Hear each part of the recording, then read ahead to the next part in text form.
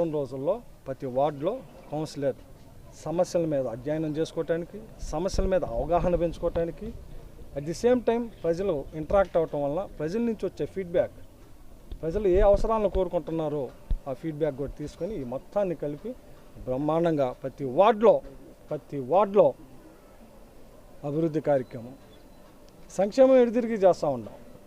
100% eligible ఉన్న వాళ్ళందరికీ సంక్షేమం చేస్తున్నాం. ఇప్పుడు సిన్సియర్గా చిత్తశుద్ధితో ఆ సంక్షేమంతో పాటు ఈ అభివృద్ధిని కూడా చేయడానికే ఈ మా ప్రయత్నం. ఈ ప్రయత్నంలో డెఫినెట్గా ప్రజల సహకారంతో 100% సక్సెస్ అవుతాం.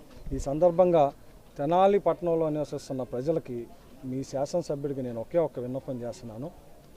మనం సిన్సియర్గా చేస్తున్నాం.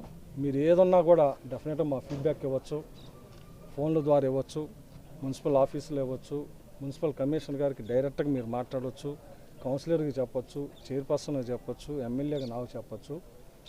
అలాగే దయచేసి మన అందరి ప్రయత్నంలో భాగంగా మీరు అవేర్నెస్తో ఉండమని కోరుతాను.